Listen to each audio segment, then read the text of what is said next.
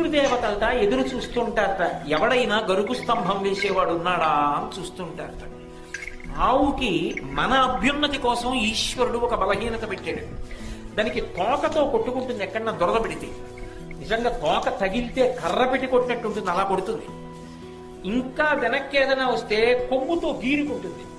కానీ కంటి కింద దురద పెట్టిందనుకోండి, చెవి పక్కన దురద పెట్టిందనుకోండి, గంగడోలు దురద పెట్టిందనుకోండి, దాన్ని గోక్కోవడానికి ఆధారం లేదు. కాబట్టి అది బాధపడుతుంది. గరుకు స్తంభం అని వేస్తారు.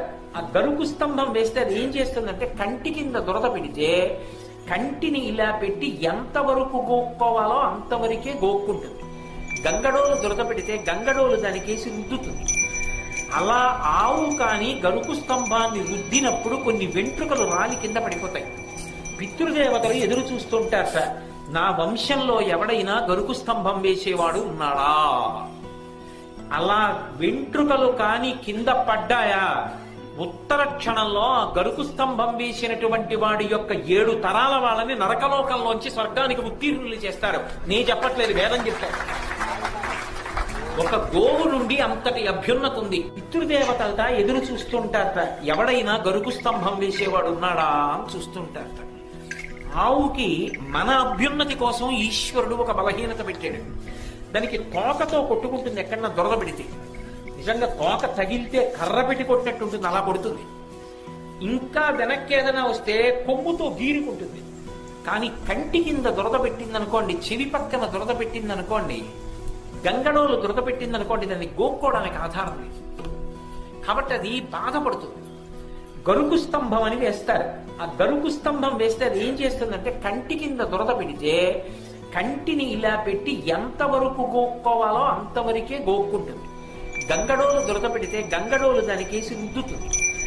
అలా ఆవు కానీ గరుకు స్తంభాన్ని రుద్దినప్పుడు కొన్ని వెంట్రుకలు రాలి కింద పడిపోతాయి.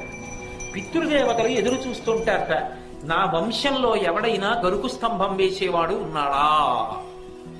అలా వెంట్రుకలు కాని కింద పడ్డాయా, ఉత్తర క్షణంలో గరుకు స్తంభం వేసినటువంటి వాడి యొక్క 7 తరాల వాళ్ళని నరకలోకంలోంచి స్వర్గానికి ఉత్తీర్ణులు చేస్తారు. నేను చెప్పట్లేదు, వేదం చెప్తారు.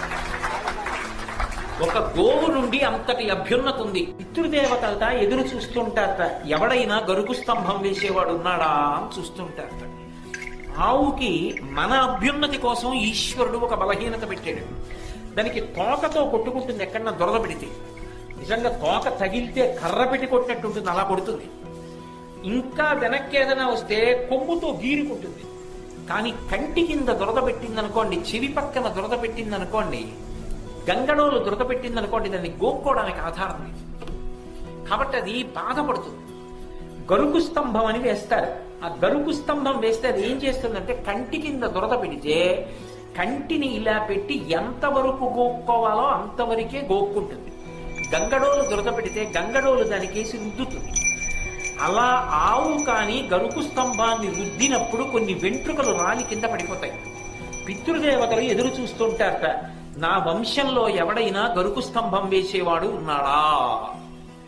అలా వెంట్రుకలు కాని కింద పడ్డాయా, ఉత్తర క్షణంలో గరుకు స్తంభం వేసినటువంటి వాడి యొక్క 7 తరాల వాళ్ళని నరకలోకంలోంచి స్వర్గానికి ఉత్తీర్ణులు చేస్తారు.